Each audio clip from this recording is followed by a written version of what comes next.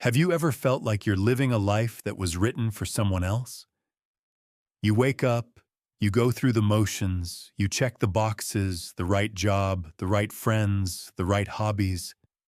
But in the quiet moments, late at night, or in the stillness of the early morning, a question whispers from the depths of your being. Who am I really? Beneath the labels, beyond the expectations, past the carefully constructed identity you show the world, who is the person at the core? For so many of us, that person is a stranger. We spend our lives navigating the world without ever truly consulting our own internal map.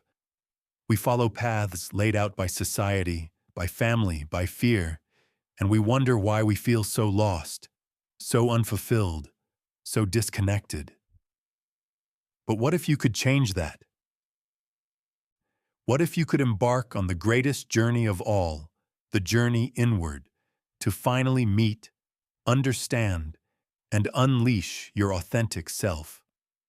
What if you could learn to silence the noise of the outside world and tune into the powerful wisdom that already exists within you? The answers you seek aren't hidden in some ancient text or on a distant mountaintop. They are right here, right now, waiting to be discovered. This is not just another audiobook. This is a guided expedition into the landscape of your own soul. We will peel back the layers, face the shadows, and uncover the brilliant, unshakable truth of who you were always meant to be. If you're ready to make a change, stick with me. And if you find value in what you hear today, don't forget to hit that like button and subscribe for more content that can help you transform your life. Now, let's begin. Chapter 1. The Unexamined Self, Peeling Back the Layers. Who are you? It seems like such a simple question, doesn't it? But for most of us, the answer is a collage of external identities. I am a manager. I am a parent. I am an artist. I am a student. We define ourselves by our roles, our job titles, our relationships, the labels that society so conveniently provides for us. But these are just costumes we wear, masks we present to the world. They are not the essence of who we are. Imagine yourself as a magnificent ancient tree. What most people see are the leaves, the vibrant green of your successes, the changing colors of your moods, the branches of your career and family. They see what is visible, what is on the surface. But the true strength of that tree, its very life force, lies beneath the ground. It is in the deep, intricate network of roots that anchor it, nourish it, and give it the power to withstand any storm. The journey to know yourself is the journey to understand your roots. Let's start with the most visible layer, what we can call the external self.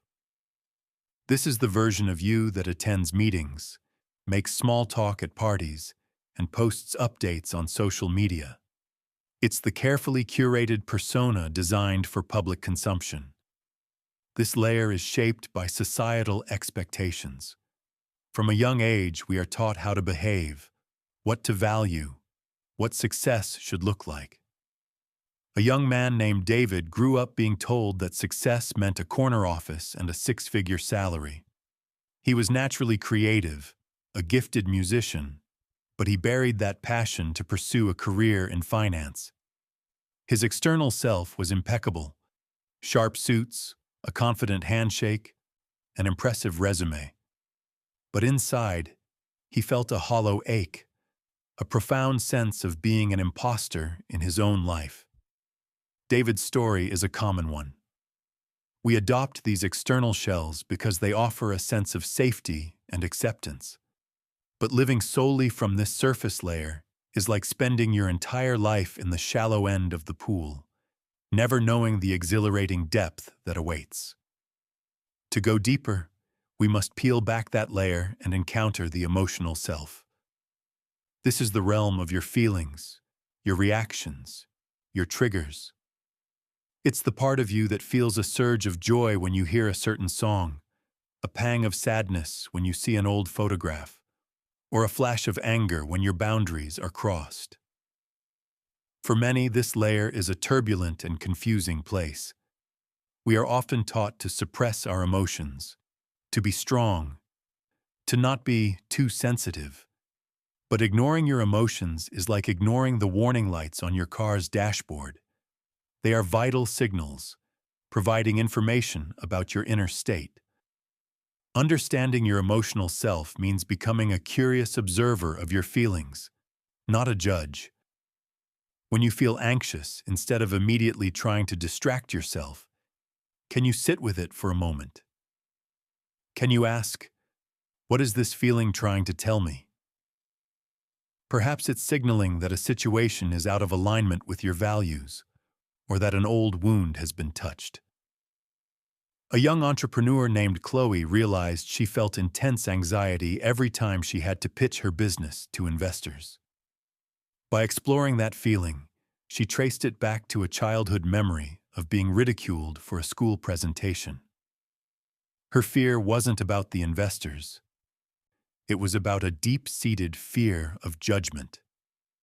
By acknowledging this, she could begin to heal that wound and separate her past pain from her present potential. Confronting your emotional self isn't about weakness, it's about courage. It is the beginning of emotional intelligence. Beneath the emotional layer lies the mental self. This is the command center of your mind, home to your beliefs, your thoughts, and your internal narrative. This is where the stories you tell yourself about your life reside. So many of these beliefs were installed in us without our permission. They are the hand-me-down convictions from our parents, our teachers, our culture. Beliefs like, I'm not good at math, or I have to work hard to be worthy of love, or it's not safe to be vulnerable. To truly know yourself, you must become an archaeologist of your own mind, digging up these old beliefs and examining them in the light of day. Ask yourself, does this belief empower me or limit me? Is this belief truly mine, or is it something I inherited? Imagine your mind as a garden. Limiting beliefs are like weeds. If left unattended, they will choke the life out of your potential. The work of self-discovery is to consciously pull these weeds and plant new seeds, new, empowering beliefs that reflect who you want to become. You have the power to rewrite your inner narrative. Instead of, I'm not smart enough, you can choose to believe, I am a capable and lifelong learner. This shift doesn't happen overnight, but it begins with the conscious decision to question the thoughts you once accepted as truth. And finally, at the very core of your being, when all the other layers are peeled away, you find your true self. This is the you that exists when no one is watching. It is the silent, knowing part of you that is connected to your deepest values, your most authentic passions, and your life's purpose. This is the source of your intuition, your creativity, your boundless potential. Connecting with your true self requires honesty and stillness. It's about stripping away the noise of the world and daring to listen to the quiet whisper of your own soul. Breaking free from the cages of societal labels is a crucial part of this process. The world will try to put you in a box. It will label you by your gender, your race, your profession, your age. But you are not a label. You are a vast, complex, and evolving human being. To break free, you must give yourself permission to be multifaceted. You can be both strong and sensitive. You can be both ambitious and spiritual. You can be a masterpiece and a work in progress simultaneously. The journey inward is the most rewarding adventure you will ever undertake. It is the path to freedom, authenticity, and a life that feels deeply and truly your own. So I ask you again, who are you? The answer is not a simple label. It is a universe waiting to be explored. Let's continue this exploration together. Chapter 2. The Power of the Pause. Mastering Self-Reflection and Solitude. In our hyper-connected, relentlessly noisy world, stillness has become a radical act. We are conditioned to be constantly doing, consuming, and responding. Our phones buzz with notifications, our calendars are packed with appointments, and our minds are cluttered with an endless to-do list. It's like trying to run 20 browser tabs in your brain at once. The result? We live on the surface of our lives, disconnected from our inner world, running on autopilot without ever stopping to ask if we're even heading in the right direction. The antidote to this modern madness is simple, yet profound: the power of the pause. This pause takes two primary forms: self-reflection and solitude. Self-reflection is the practice of consciously turning your attention inward to examine your thoughts, feelings, and actions. It is the act of becoming the curious observer of your own life. Without it, we are doomed to repeat our mistakes. Imagine a ship's captain navigating a vast ocean without ever checking their compass or consulting their charts. They might be moving fast, but they are likely moving in circles or heading toward disaster. Self-reflection is your internal compass. It allows you to assess where you are, where you've been, and where you want to go. So how do you practice it? One of the most powerful tools for self-reflection is journaling.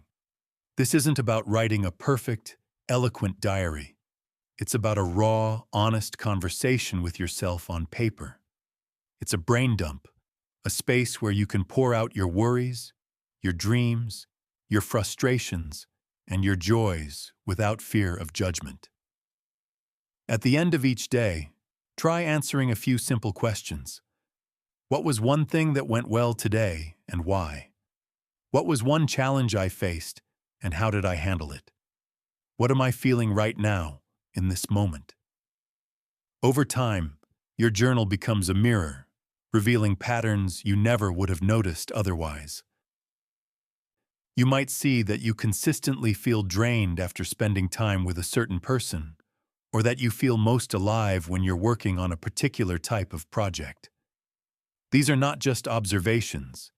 They are vital clues on the map to your authentic self. Meditation is another gateway to self-reflection. It is the practice of sitting in stillness and simply observing your thoughts as they arise, without getting attached to them. Imagine you are sitting on the bank of a river, and your thoughts are leaves floating by.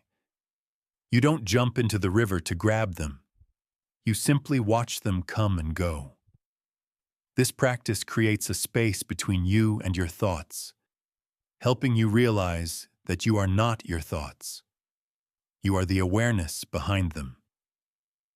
In this space, you can connect with a deeper, calmer part of yourself, the part that is often drowned out by the mental chatter of everyday life. Even 5 minutes of quiet, focused breathing each day can create a profound shift in your self-awareness. While self-reflection is the act of looking inward, solitude is the environment that makes it possible. Solitude is not the same as loneliness. Loneliness is a painful lack of connection. Solitude, on the other hand, is the joyful and intentional act of connecting with yourself. It is a deliberate retreat from the noise of the world to hear the whisper of your own soul. Think of it this way. Your mind is like a snow globe. Throughout the day, as you interact with people and navigate challenges, the snow globe gets shaken up. Everything is cloudy and chaotic. Solitude is the act of setting the snow globe down and allowing the snow to settle. It's only when the water is clear that you can see the landscape inside. Consider Sarah, a graphic designer who was feeling burnt out and uninspired. Her life was a whirlwind of client demands, social obligations, and family responsibilities. She felt like she was losing herself. On a whim, she decided to book a weekend at a small cabin in the woods, with no Wi-Fi and no agenda. The first few hours were terrifyingly quiet. She felt antsy, reaching for her phone out of habit. But as she settled into the silence, something began to shift. She went for long walks, she read, she just sat and watched the trees. By the end of the weekend, ideas for her work were flooding her mind. More importantly, she felt a sense of clarity about her life that she hadn't felt in years. She realized she needed to set better boundaries with her clients and carve out more time for her own creative projects. That weekend of solitude didn't just recharge her, it recalibrated her entire life. You don't need to escape to a cabin in the woods to experience the benefits of solitude. You can find it in small pockets of your day. It could be a 15-minute walk without your phone. It could be waking up 20 minutes earlier to sip your coffee in silence before the rest of the house wakes up. It could be sitting in your car for a few moments of quiet before you walk into your home after work. The key is intentionality. It is about consciously choosing to be alone with your thoughts. In these moments of solitude, your creativity flourishes, your intuition speaks louder, your emotional state regulates. You begin to untangle the knots of your problems and see solutions that were invisible amidst the chaos. You start to hear your own voice again, distinct from the chorus of opinions and expectations from the outside world. Embracing the pause is not an act of selfishness. It is an act of self-preservation. It is the maintenance your soul requires. In a world that screams for your attention, choosing solitude and self-reflection is an act of rebellion. It is you declaring that your inner world is just as important, if not more so, than the outer world. So where can you find a moment of pause today? How can you create a small sanctuary of silence to reconnect with the most important person in your life? You, Chapter 3, The Compass Within. Discovering your core values. If your life is a ship sailing across the vast ocean of existence, what is your rudder? What guides your direction when the storms of confusion hit and the fog of uncertainty rolls in? The answer is your core values. Your core values are the fundamental beliefs, the deeply held principles that are the very essence of who you are. They are not just nice ideas. They are the internal compass that, when consulted, will always point you toward your true north. Living a life aligned with your values is the secret to feeling a profound sense of purpose, integrity, and fulfillment. Living a life in conflict with your values is a guaranteed recipe for frustration, anxiety, and that nagging feeling that something is just off. Many people have never consciously identified their core values. Instead, they operate on a set of should values, the values imposed upon them by their family, their culture, or society. Perhaps you were taught you should value financial security above all else, or that you should value tradition and conformity. But these shoulds are like wearing shoes that are 2 sizes too small. You can walk in them, but it's painful, and you can never truly run. Discovering your true core values is a process of excavation. It's about digging beneath the surface of what you think you should believe to uncover what you genuinely, authentically do believe. So how do we begin this excavation? Let's start with a simple exercise. Think back on your life and identify 2 or 3 moments when you felt completely, utterly alive. Moments when you felt a deep sense of joy, pride, or fulfillment.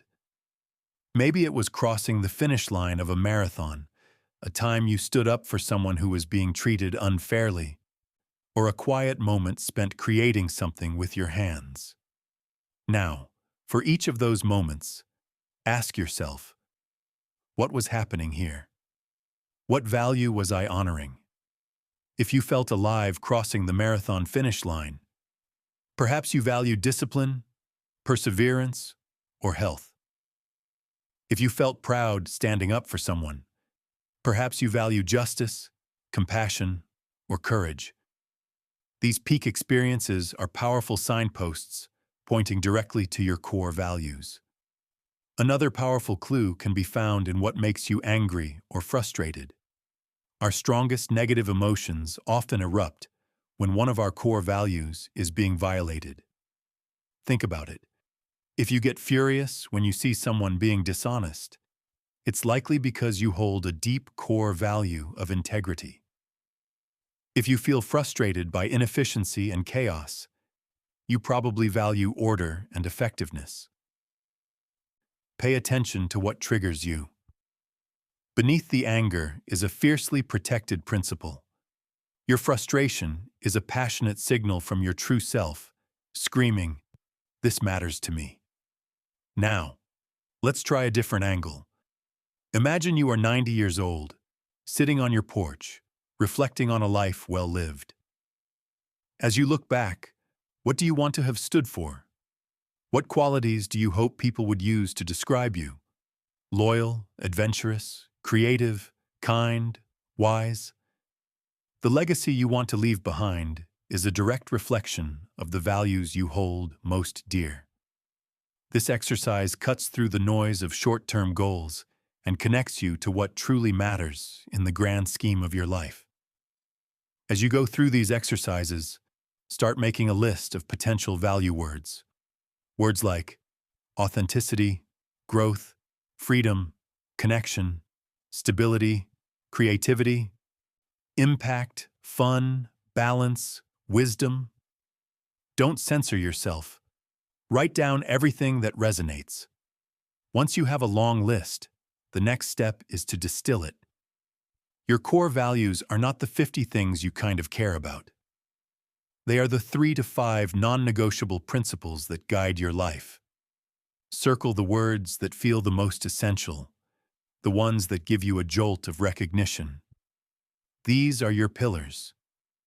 Once you have identified your core values, they become a powerful decision-making filter. When faced with a choice, big or small, you can ask a simple question. Which option is most in alignment with my core values? Let's consider a hypothetical case. A man named Mark, a talented graphic designer, was offered a major promotion at his advertising agency. It came with a huge salary increase, a prestigious title, and a corner office. On the surface, it was a dream come true. But Mark's core values were creativity, freedom, and impact.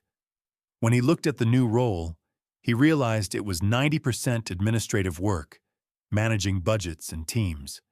It would leave him with almost no time for actual creative design. It would require him to be in the office for long, inflexible hours, violating his value of freedom. And the agency's clients were large corporations, whose missions he didn't feel passionate about, violating his value of impact. The old Mark, operating on society's value of success, would have taken the job in a heartbeat. But the new Mark, armed with the clarity of his core values, made a courageous decision. He turned down the promotion. A few months later, he used his savings to start his own small design studio, focusing on clients in the nonprofit sector. He made less money, but he felt a sense of alignment and joy that was priceless. He was finally steering his own ship, guided by his own compass. Your values are not meant to be abstract concepts you hang on a wall. They are meant to be lived, breathed, and acted upon every single day. If you value connection, are you making time for meaningful conversations with loved ones?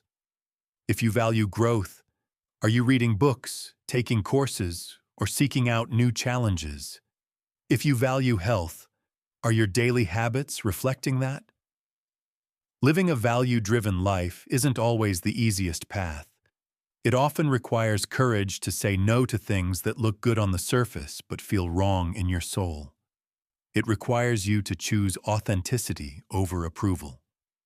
But the reward is a life of deep integrity, where your actions are a true reflection of who you are. You build an unshakable foundation of self-respect, and you move through the world with a quiet confidence, knowing that you are on the right path, because it is unequivocally yours. Chapter 4. The Architecture of You, Embracing Your Strengths and Weaknesses. Every one of us is a unique masterpiece of human architecture, a complex design built from a combination of towering strengths and foundational weaknesses. In our culture of perfectionism, we are often taught to do one of two things: either flaunt our strengths to the point of arrogance, or hide our weaknesses in the shadows of shame. Both approaches are flawed. True self-awareness and personal growth come from embracing the full spectrum of who you are: the light and the shadow, the brilliance and the struggle. It's about understanding that your strengths and weaknesses do not exist in opposition. They are two sides of the same coin, and together, they make you whole. Let's start with your strengths. These are your natural talents, the skills that you find effortless and energizing. They are the qualities that others see in you and admire. For some, a strength might be strategic thinking or public speaking. For others, it might be empathy, creativity, or an incredible attention to detail. So often, we take our greatest strengths for granted precisely because they come so naturally to us. We assume everyone can do what we do. To identify your strengths, think about the activities that put you in a state of flow. Flow is that magical state where you are so absorbed in what you are doing that you lose all track of time. The world fades away, and you are completely present and engaged. What activities do this for you? Is it organizing a complex project? Is it mentoring a junior colleague? Is it getting lost in a piece of music or a canvas? These states of flow are giant, flashing arrows pointing directly at your innate talents. Another way to uncover your strengths is to pay attention to the compliments you receive. What do people consistently praise you for? Do they always come to you for advice on a certain topic? Do they comment on your ability to stay calm under pressure? Sometimes others can see our brilliance more clearly than we can ourselves. Don't dismiss these compliments. Collect them. See the patterns. They are reflections of your power. Once you identify your strengths, the key is to lean into them. This is a concept known as a strengths-based approach to life. Instead of spending 80% of your energy trying to fix your weaknesses, what if you spent 80% of your energy amplifying your strengths? Consider a programmer named Lena. She was a genius at writing elegant, efficient code, but she was terrified of public speaking. For years, her company pushed her to lead presentations, and she spent countless agonizing hours trying to become a mediocre speaker, all while her coding skills stagnated. Finally, a wise mentor gave her different advice. "Stop trying to be someone you're not," he said. "Let's find a way to make your strength so valuable that your weakness becomes irrelevant." Lena focused all her energy on becoming the best coder in the company. She developed innovative solutions that saved the company millions. Soon, they didn't need her to present her ideas. They had other people begging to do it for her. She had built her career on the solid rock of her strength, not the shifting sands of her weakness. Now, let's talk about the other side of the coin: your weaknesses. Our society treats weaknesses like a shameful secret. We are taught to hide them, deny them, or fix them at all costs. But what if we reframed this? What if your weaknesses were not failures, but simply opportunities for growth, humility, and connection? Embracing your weaknesses starts with acknowledging them without judgment. It's about saying, I am not naturally organized, or I struggle with confrontation, without adding the self-critical postscript, and therefore I am a failure. Being imperfect is not a character flaw. It is the universal human condition. To deny your weaknesses is to live in a state of constant, exhausting pretense. When you accept your weaknesses, you open the door to strategy and collaboration. If you know you're disorganized, you don't just have to suffer. You can learn time management systems, use technology to your advantage, or, even more powerfully, partner with someone who is naturally organized. This is the beauty of teamwork. Your weakness might be someone else's greatest strength. By being honest about your limitations, you create space for others to contribute their talents, leading to a far better outcome than you could ever achieve alone. Asking for help is not a sign of weakness. It is a sign of profound self-awareness and strength. Furthermore, your weaknesses are often the very things that make you human and relatable. Have you ever been drawn to someone who seems absolutely perfect? Probably not. We connect with people who are real, who show their vulnerabilities. When you are honest about your struggles, you give others permission to be honest about theirs. This authenticity builds trust and fosters deep, meaningful connections. Your vulnerability is a bridge, not a barrier. It's also crucial to understand the interconnectedness of your strengths and weaknesses. Often, your greatest strength, when overused, can become your greatest weakness. For example, someone whose strength is being decisive and action-oriented can, under pressure, become impulsive and reckless. Someone whose strength is empathy can become a people-pleaser who is incapable of setting boundaries. Self-awareness is about knowing not just what your strengths are, but what their shadow side looks like. It's about learning to modulate your gifts, using them with wisdom and discernment. So, I invite you to take a personal inventory. Write down 3 to 5 of your core strengths. Next to each one, write down how you can amplify it this week. Then, write down 1 or 2 of your weaknesses. Instead of feeling shame, ask yourself a different set of questions. How can I manage this weakness? Who could I ask for help? What can this weakness teach me about humility or compassion? Embracing the full architecture of you is an act of profound self-love. It is the understanding that you are not a problem to be fixed, but a person to be known. Your strengths are your gifts to the world. Your weaknesses are your opportunities to grow, connect, and learn. Together, they create the beautiful, unique, and powerful masterpiece that is you. Chapter 5. The Ghosts in the Machine. Understanding the influence of your past. Your past is not just a collection of memories. It is a living, breathing force that shapes the person you are today. It is the silent architect of your beliefs, the sculptor of your fears, and the author of the stories you tell yourself about your life. Every experience, from the triumphant to the traumatic, has left an imprint on your psyche. To truly know yourself, you must be willing to turn around and look back, not to dwell in the past, but to understand its profound influence on your present. Ignoring your past is like trying to navigate a ship without understanding the currents that are pulling you beneath the surface. You might be steering with all your might, but you'll still be carried in directions you don't understand.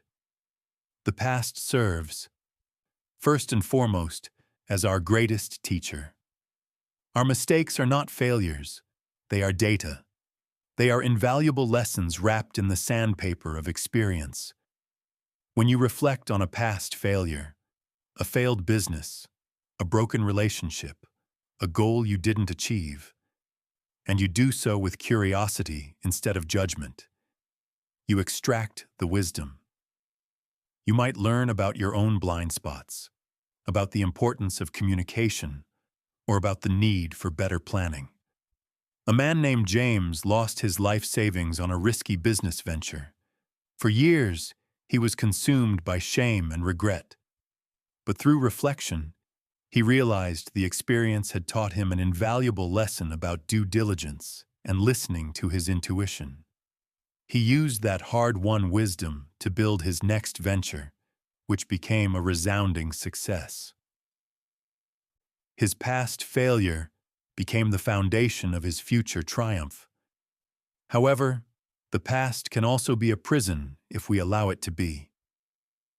Unresolved pain, unforgiven grievances, and deeply ingrained traumas can act like ghosts in the machine of your mind, haunting your present and sabotaging your future.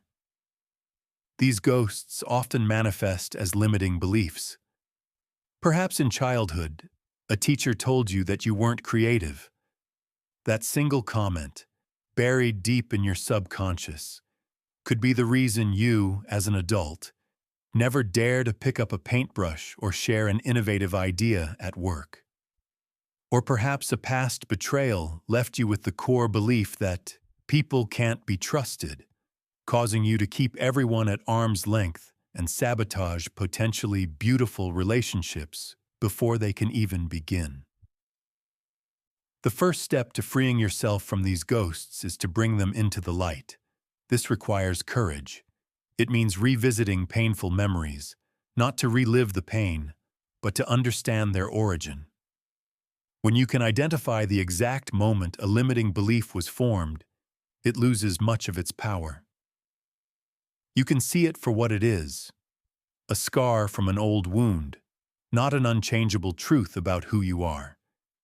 You can begin to separate the past event from the present reality. This leads to one of the most transformative practices for dealing with the past: forgiveness. Forgiveness is often misunderstood. It is not about condoning what happened or letting the other person off the hook. Forgiveness is not for them. It is for you. It is the act of releasing yourself from the heavy anchor of resentment that is keeping you tethered to a painful past. Holding on to a grudge is like drinking poison and expecting the other person to die. It only harms you, keeping you stuck in a cycle of bitterness and pain. Forgiveness is a choice. It is the decision to say, I will no longer allow this past event to have power over my present happiness. It can be a long and difficult process, but it is the key to liberation. And perhaps the most important person you need to forgive is yourself. We all carry regrets about past decisions, words we wish we could take back, paths we wish we hadn't taken. But it's crucial to remember that at every moment in your past, you were doing the best you could with the knowledge, awareness, and resources you had at the time. Self-forgiveness is about extending the same compassion to your past self that you would offer to a dear friend. You learn the lesson, you release the guilt, and you move forward with the wisdom you've gained. Your past does not have to define you, but it can inform you. You are not the sum of your mistakes, but you are shaped by the resilience you showed in overcoming them. When you look back, don't just focus on the pain. Look for the evidence of your own strength. Think about the challenges you have navigated, the heartbreaks you have survived, the obstacles you have surmounted. Your past is a testament to your resilience. You are still here. You are still standing. Every scar is a symbol of a battle you have won. Acknowledging this builds a profound sense of self-respect and proves that you have the inner resources to handle whatever challenges the future may bring. Your story is not over. The past is simply the first few chapters of a long and epic novel. You cannot change the words that have already been written, but you hold the pen now. You have the power to decide how the story continues. Will you let the ghosts of the past write the next chapter for you? Or will you take control of the narrative? Will you allow your history to be a source of limitation? Or will you transform it into a source of wisdom and strength? The choice is yours. By understanding the currents of your past, you can finally, truly, steer your ship toward the destination of your own choosing. Chapter 6. The Voice of the Saboteur. Conquering fear, insecurity, and self-doubt. Inside every one of us, there is a voice. It's not the voice of reason or the whisper of intuition. It's a colder, more critical voice. It's the voice of the saboteur. It's the voice that pipes up right when you're about to take a risk, whispering, "Who do you think you are? You're going to fail. Everyone will laugh at you." This voice is the manifestation of our deepest fears, our most potent insecurities, and our most persistent self-doubt. For many, this saboteur runs the show, keeping them small, safe, and stuck in a life far beneath their true potential. Conquering this inner saboteur is not about eliminating fear. That's impossible. It's about learning to act in spite of it. It's about turning down the volume on that voice of doubt and turning up the volume on the voice of courage. Fear is a primal, hardwired emotion designed to protect us from physical harm. It's the alarm system that kept our ancestors from being eaten by saber-toothed tigers. The problem is, in our modern world, that same alarm system often gets triggered by things that aren't actually life-threatening, like public speaking, asking for a raise, or starting a difficult conversation. Our brain perceives these social and emotional risks as existential threats, and it floods our system with the same fight-or-flight response. The first step in conquering fear is to recognize it for what it is, a physiological reaction to a perceived threat, not a prophecy of the future. One of the most powerful ways to dismantle fear is to expose it to the light. Fear thrives in the darkness of our imagination, where it can grow into a monstrous, shapeless beast. But when we define it, it shrinks. Try this exercise, famously called fear setting. Take a piece of paper. On the top, write down the action you are afraid to take. For example, starting my own business. Now, in the first column, list all of your worst fears about what could happen if you did it. Be specific. I could lose all my savings. My family will think I'm irresponsible. I'll have to go back to my old job. Humiliated. Now, in the second column, for each of those fears, write down one thing you could do to prevent it or minimize the damage.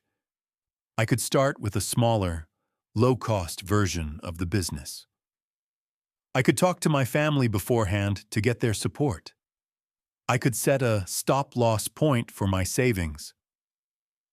Finally, in the third column, imagine the worst has happened. Write down how you would recover. I would get a temporary job to rebuild my savings. I would have learned an incredible amount, which would make my next venture more successful. What you'll often find is that the potential negative outcomes are both preventable and recoverable. And on the other side of that paper, write down the cost of inaction. What will your life look like in 1 year, 5 years, or 10 years if you let this fear hold you back? Often, the cost of not acting is far more terrifying than the perceived risk of acting.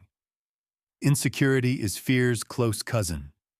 It's the feeling of not being enough, not smart enough, not attractive enough, not talented enough. Insecurity is almost always rooted in comparison.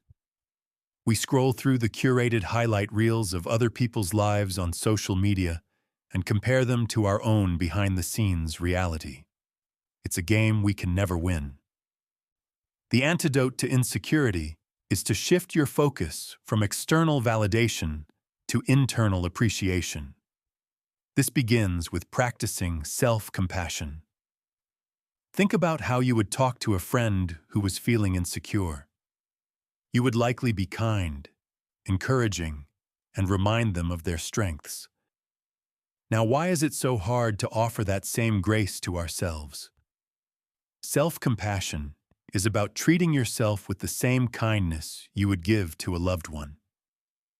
When the voice of insecurity says, "You're not good enough," you can counter it with, "I am doing my best, and that is enough. I am a work in progress, and that is okay." This brings us to self-doubt, the persistent questioning of your own abilities. Self-doubt is the saboteur's most insidious weapon because it paralyzes you before you even begin. The only way to silence self-doubt is with action. Confidence is not something you have, it's something you build. It is a byproduct of taking action, especially when you don't feel ready. Think of it like building a muscle. You don't get stronger by thinking about lifting weights. You get stronger by lifting weights, starting with the small ones. If your goal is to write a book, but self-doubt is telling you you're not a writer, don't try to write the whole book. Just write one page, then another. Each small action is a piece of evidence you can present to the court of your mind, proving the saboteur wrong. "See?" you can say. "I did it." These small wins accumulate, creating a snowball of momentum that eventually becomes unstoppable. A young woman named Maya dreamed of being a photographer, but her self-doubt was crippling. She believed her work wasn't good enough to share. Her mentor gave her a challenge. For 30 days, she had to post one photo online every single day, no matter how imperfect she thought it was.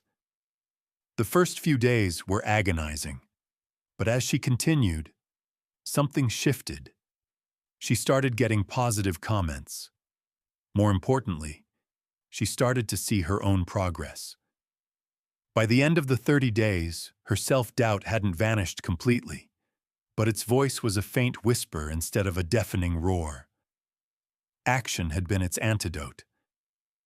Remember, the goal is not to be fearless.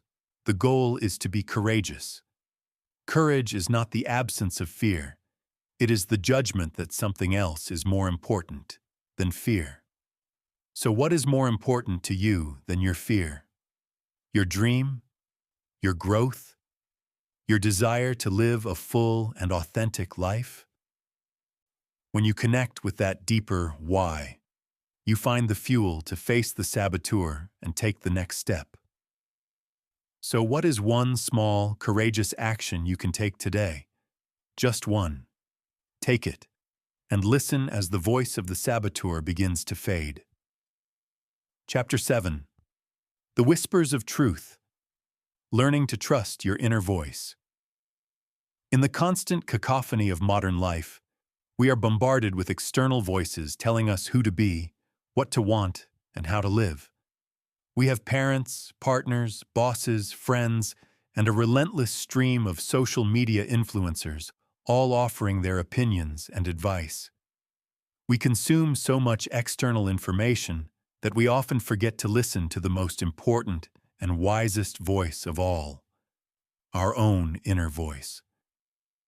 This voice, often called intuition or a gut feeling, is the quiet, steady whisper of your true self. It is your direct line to your deepest wisdom. Learning to hear, trust, and act on this voice is one of the most powerful skills you can develop on the journey to an authentic life. What is this inner voice? It's not the anxious chatter of your ego or the critical voice of your inner saboteur. Those voices are loud, frantic, and usually rooted in fear. The inner voice is different. It's calm, clear, and often feels like a simple, undeniable knowing. It doesn't scream, it whispers. It doesn't use logic and spreadsheets. It communicates through feelings, sensations, and quiet nudges. It's that feeling you get when you meet someone new and you just know they are going to be important in your life. It's that inexplicable pull to take a different route home, only to later find out you avoided a major traffic jam. It's that subtle sense of unease about a seemingly perfect job offer that tells you something isn't right. The problem is, most of us have been conditioned to ignore this voice. We are taught to prioritize logic, reason, and external data over our internal feelings. We are told not to be illogical or overly emotional. We have effectively muted our own internal guidance system. The first step to trusting your inner voice is simply to learn how to hear it again. And to do that, you must create silence. As we discussed earlier, practices like meditation and spending time in solitude are essential.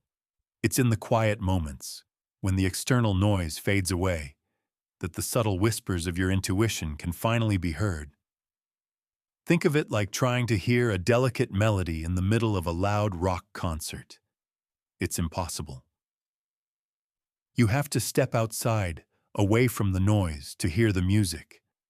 Creating moments of stillness in your day is like stepping outside the concert. It's in these pauses that you can ask yourself a simple question. What is my intuition telling me right now? And then, just listen. Don't force an answer. Just be open to whatever feeling, image, or thought arises. Another way to connect with your inner voice is to pay attention to your body. Your body is an incredibly sensitive instrument, and it often registers intuitive information before your conscious mind does. Think about how your body feels when you are about to make a decision. Does the thought of saying yes make your chest feel open and light, or does it create a tight knot in your stomach? Does a certain path feel expansive and energizing, or does it feel heavy and draining? Your body doesn't lie. A feeling of contraction, tightness, or dread is often a no from your inner voice.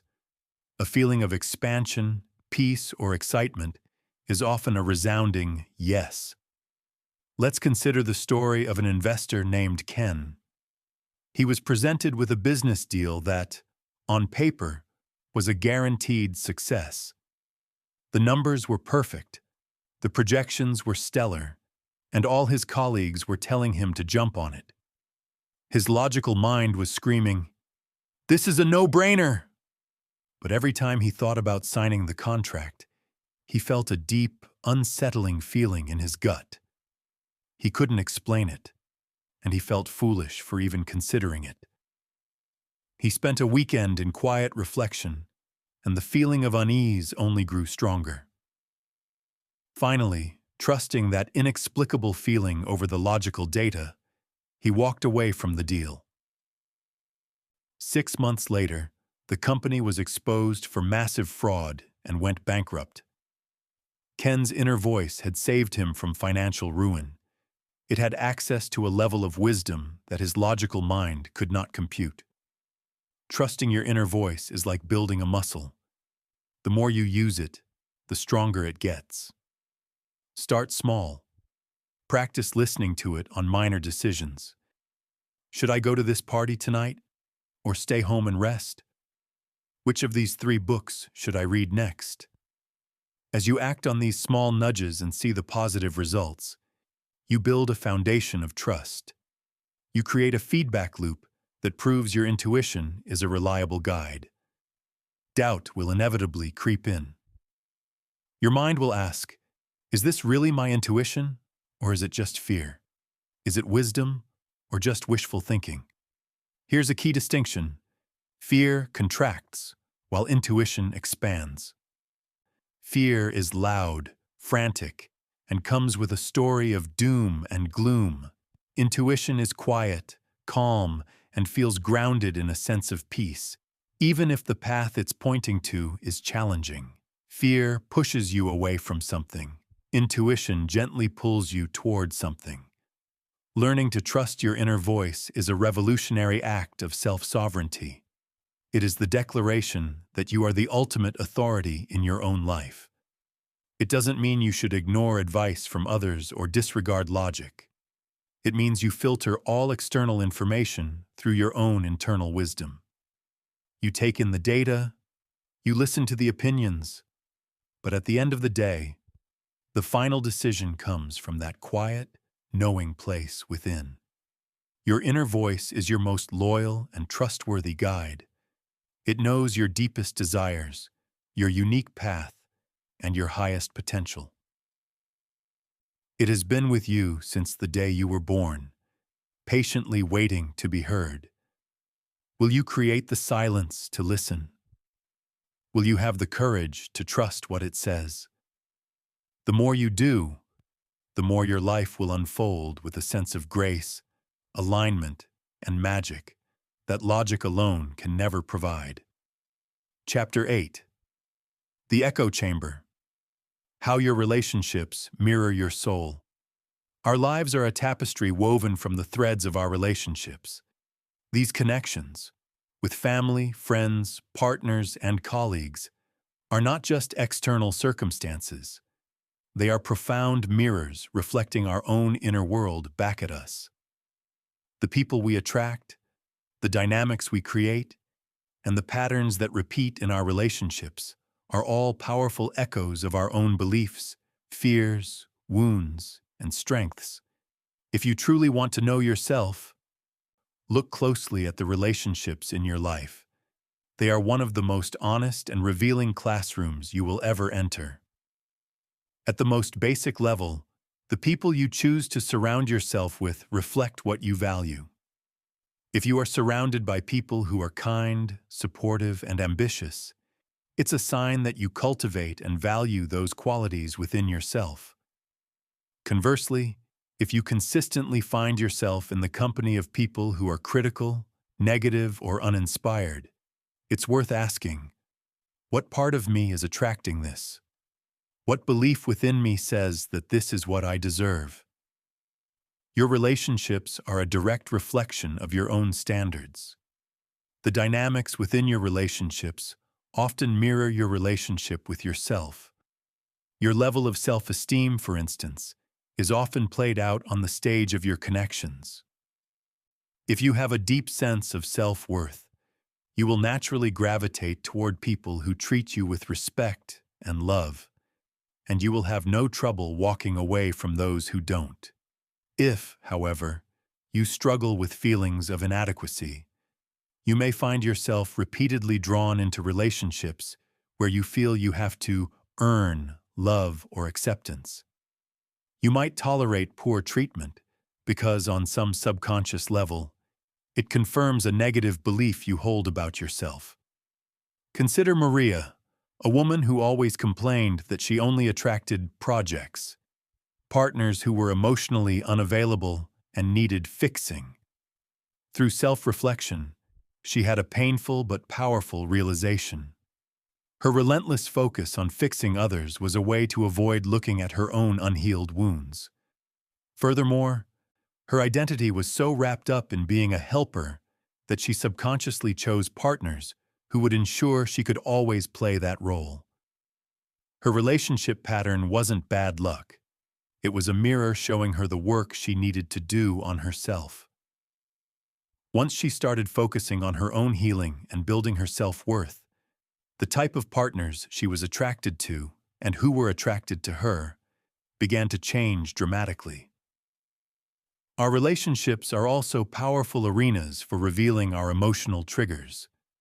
A trigger is an emotional reaction in the present that is disproportionate to the current situation. It happens when a current event touches a past wound.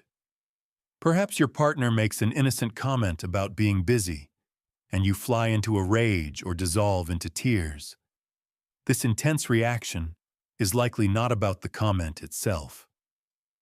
It's a mirror reflecting an old wound related to abandonment or feeling unimportant. When these triggers arise in a relationship, our first instinct is often to blame the other person for making us feel that way. But the more empowering perspective is to see it as a gift. Your partner didn't create the wound, they simply illuminated it. The trigger is a signal from your soul, pointing to an area within you that is ready to be healed. Relationships also reflect our ability to set and maintain healthy boundaries. Boundaries are not walls to keep people out. They are clear lines that define what is and is not acceptable behavior in your presence. If you constantly feel drained, resentful, or taken for granted in your relationships, it is a giant red flag that your boundaries are being crossed, or perhaps were never set in the first place. People pleasers, for example, often struggle with this. Their fear of disapproval leads them to say yes when they really mean no, and they end up feeling overwhelmed and unappreciated. Your relationships will constantly test your boundaries. Learning to say a clear, kind no is not an act of rejection. It is an act of profound self-respect. And when you respect yourself, others will follow suit. Even the positive aspects of our relationships are mirrors. When you admire a quality in someone else, their courage, their creativity, their compassion, it is often a reflection of a quality that exists, perhaps dormant, within you. This is known as the principle of what you spot, you've got. The qualities that you are most drawn to in others are often the very qualities your own soul is longing to express more fully. Seeing it in them is a reminder of the potential within yourself. So how can you use your relationships as a tool for self-discovery? Start by taking an inventory. Look at the key relationships in your life. Ask yourself, how do I feel after spending time with this person? Energized or drained? What patterns consistently show up in this relationship? What does this relationship teach me about my communication style, my boundaries, my fears? What qualities do I admire in this person? And how can I cultivate more of that in myself? This is not about judging or blaming the people in your life. It is about taking radical responsibility for your own inner world. It's about recognizing that your outer world, especially your relationships, is a direct reflection of your inner landscape. When you change your inner world, when you heal your wounds, raise your self-worth, and clarify your values, your outer world will inevitably transform to match.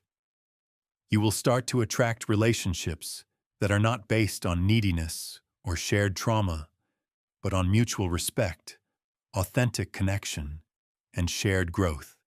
Your relationships will cease to be a source of pain and instead become a beautiful reflection of the love and wholeness you have cultivated within. Chapter 9. Taming the Inner Tyrant. Understanding the role of the ego.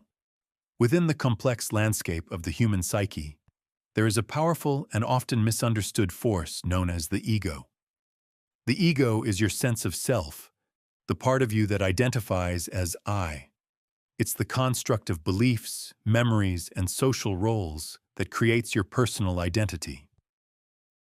The ego is not inherently good or bad.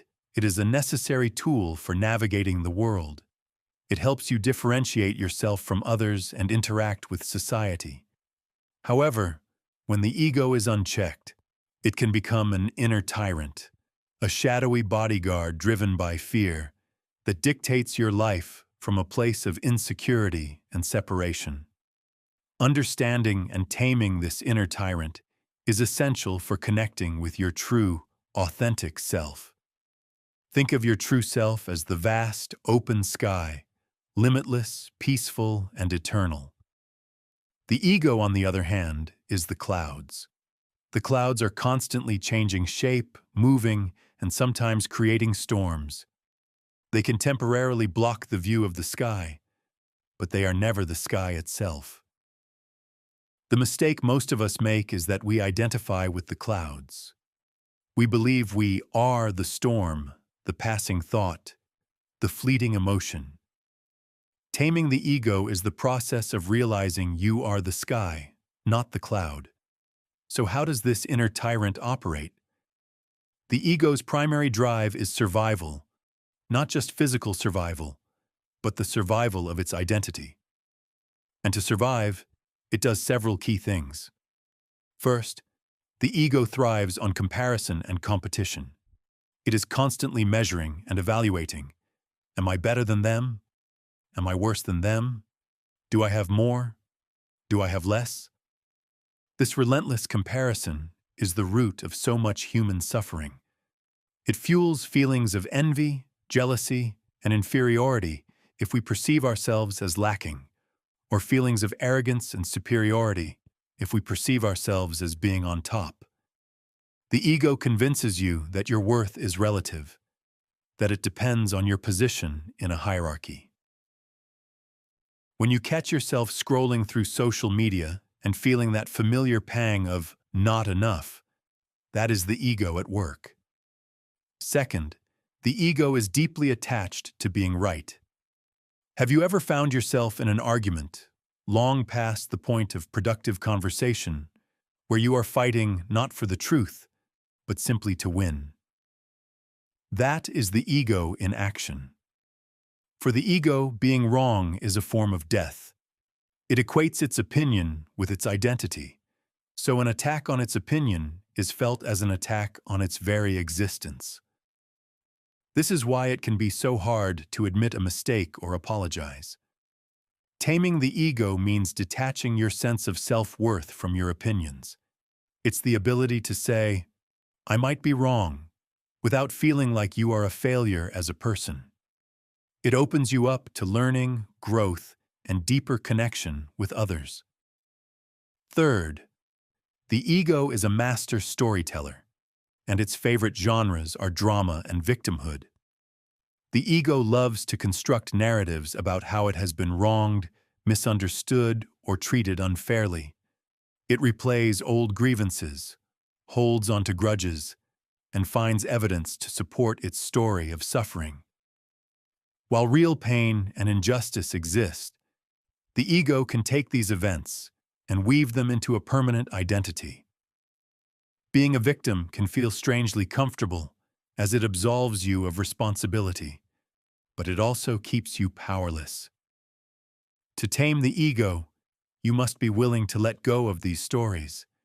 You have to be more committed to your freedom than you are to your grievances.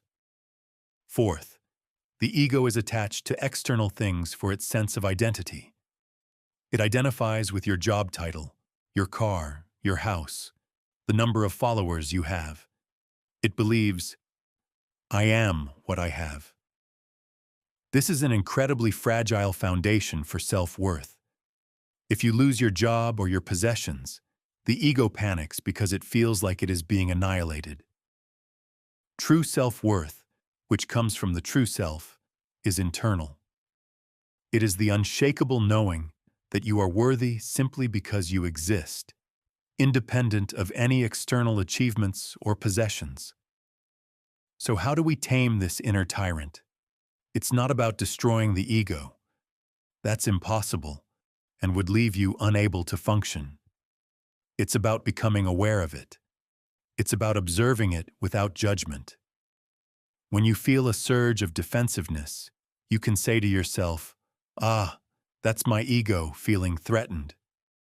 When you feel the urge to compare yourself to someone else, you can notice, there's my ego trying to measure my worth. This act of observation creates a space between you and the ego's reactions. In that space, you have a choice. You can choose to believe the ego's fear-based story, or you can choose to respond from a deeper, wiser place, your true self. Mindfulness and meditation are powerful practices for developing this observational skill. They train you to watch your thoughts and feelings without getting entangled in them. You become the watcher, the sky, not the cloud. Another powerful practice is to deliberately do things that challenge the ego. Apologize when you're wrong. Let someone else take the credit. Listen to an opposing viewpoint with genuine curiosity instead of just waiting for your turn to speak. Celebrate someone else's success without a hint of jealousy. Each of these actions weakens the ego's grip and strengthens your connection to your true self. Taming the ego is a lifelong practice. It is a moment-by-moment choice to align with love instead of fear, with connection instead of separation, with humility instead of arrogance. When you learn to see the ego for what it is, a scared, insecure part of you that is just trying to protect itself, you can begin to treat it with compassion. But you no longer have to let it drive your car. You can gently move it to the passenger seat, thank it for its concern, and then place your own hands firmly on the wheel, steering your life from the clear, quiet, and powerful wisdom of your true self. Chapter 10. The Fire of Purpose. Uncovering your deepest passions. There is a powerful force that can propel you through challenges, energize you on tired mornings, and fill your life with a profound sense of meaning. This force is the fire of purpose. Your purpose is the intersection of three fundamental things: what you are good at, your strengths; what you love to do, your passions; and how you can contribute to the world. Living with purpose is the difference between simply existing and truly living. It transforms a life of obligation into a life of calling.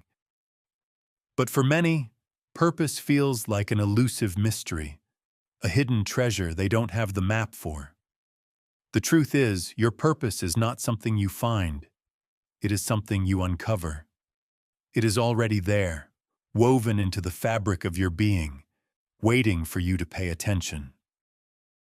The journey to uncovering your purpose begins with exploring your passions. Your passions are the activities, subjects, and ideas that genuinely excite you and light you up from the inside. They are the things you do not for money or for praise, but for the sheer joy of doing them. What are you endlessly curious about? What topics could you talk about for hours? What activities make you lose track of time? These are not trivial interests. They are the breadcrumbs your soul leaves for you to follow. One of the biggest obstacles to discovering our passions is the voice of practicality that we've internalized from society.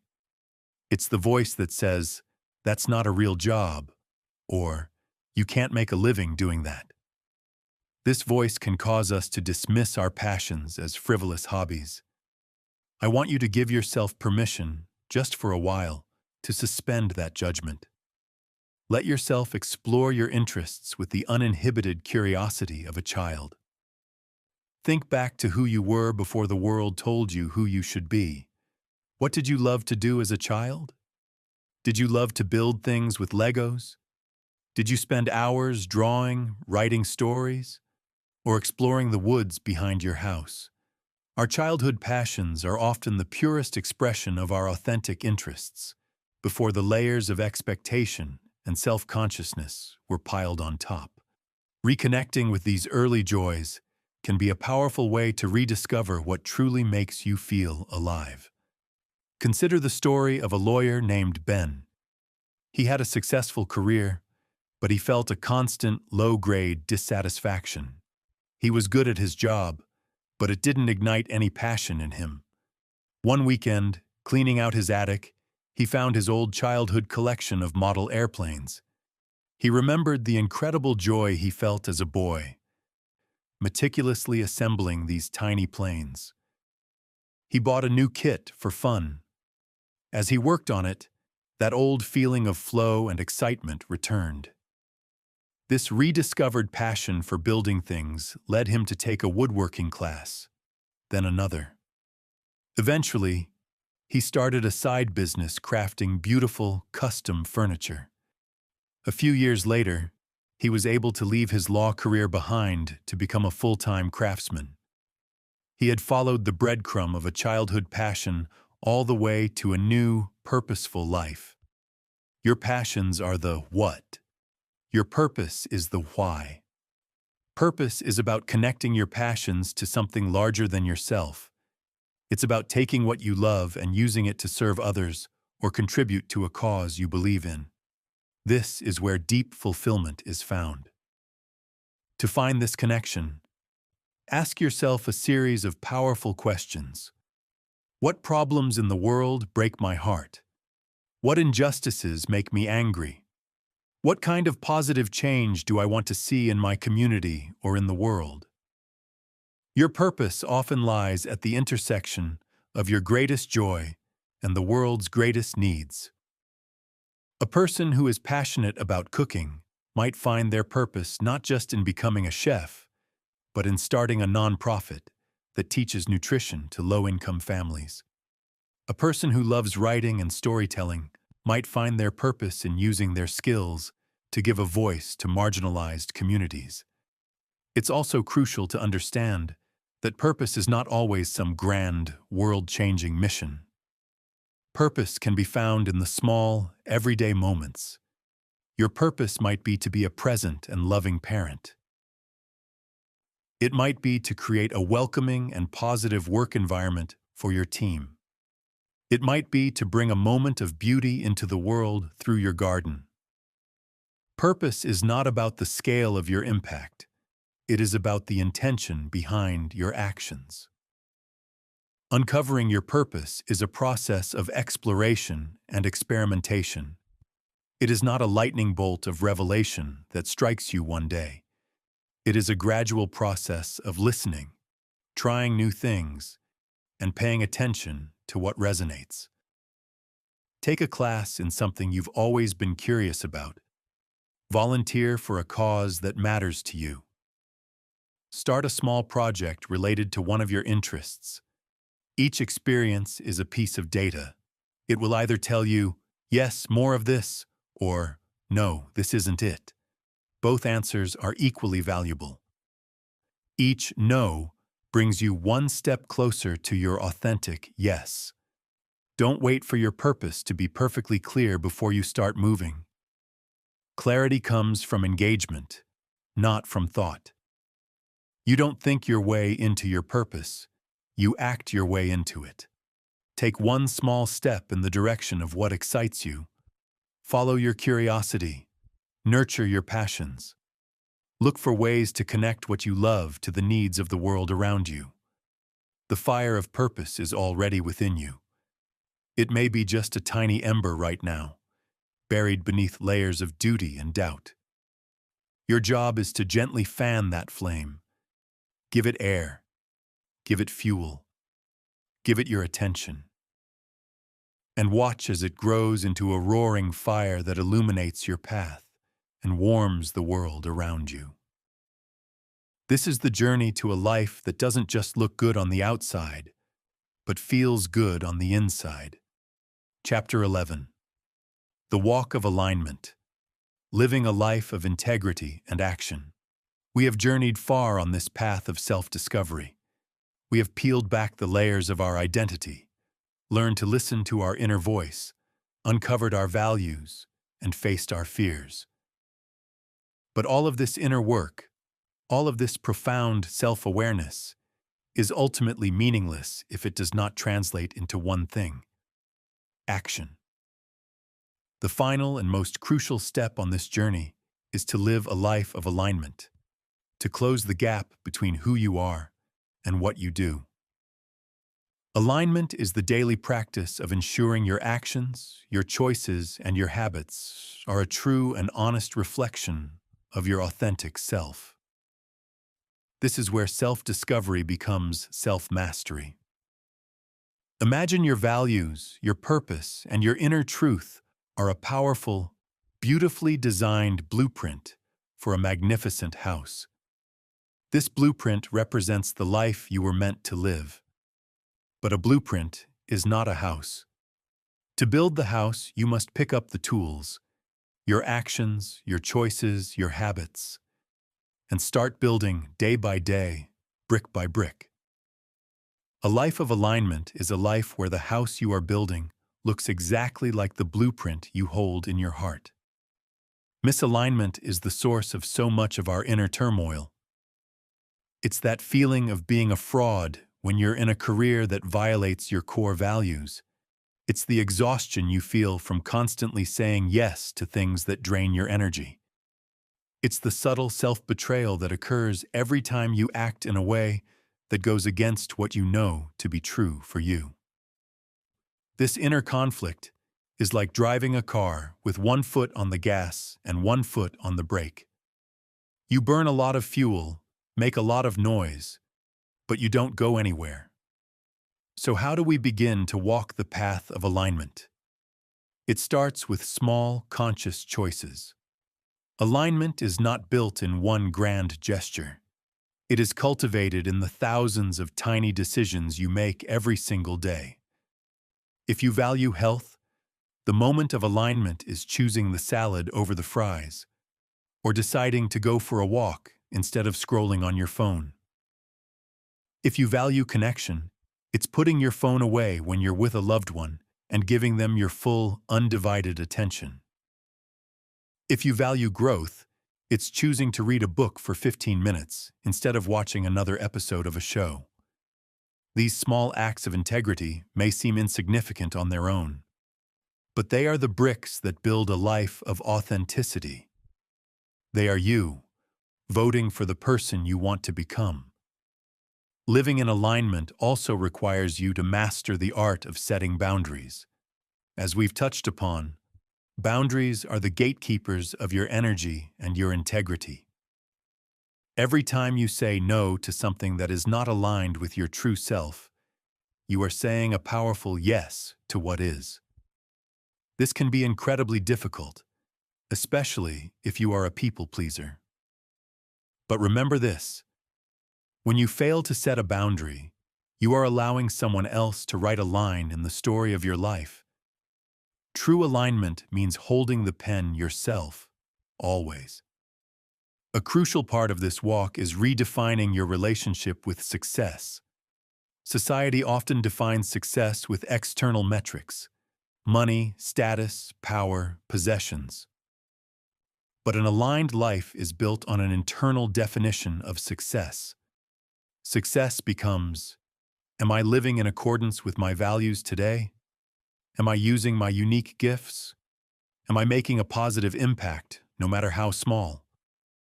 When you shift your definition of success from what you can get to how you can live, you free yourself from the endless, exhausting chase for external validation. You find a deeper, more sustainable sense of fulfillment. This journey also demands immense self-compassion. You will stumble. There will be days when you fall back into old patterns, when you make a choice that is out of alignment. This is not failure. It is part of the process. The goal is not perfection. It is progress. When you misstep, the practice is not to beat yourself up, but to gently and kindly guide yourself back to the path. Ask yourself, what can I learn from this? What will I do differently next time? Self-mastery is not about never falling down. It's about getting back up every single time, with more wisdom and more grace. Finally, living in alignment means embracing your life as a dynamic, evolving journey, not a fixed destination. The person you are today is not the person you will be in 5 years. Your values may shift, your passions may evolve, and your purpose may deepen. Staying in alignment requires a continuous practice of self-reflection and recalibration. It's about regularly checking in with your internal compass and adjusting your course as needed. It's a dance between being committed to your path and being open to where that path may lead. The walk of alignment is the ultimate expression of self-love. It is the commitment to honor the truth of who you are in everything you do. It won't always be the easiest path.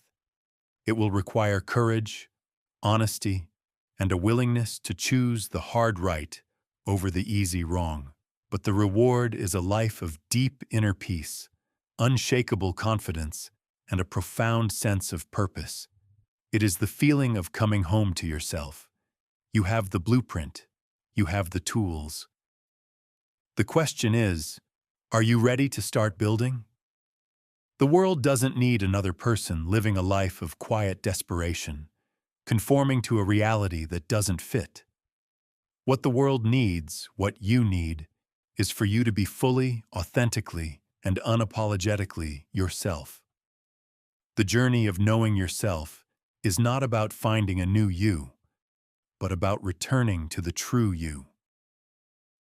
It's about stripping away everything that isn't you so that the brilliant, powerful person at your core can finally shine. Your story is still being written, and you are the author. Make it a masterpiece,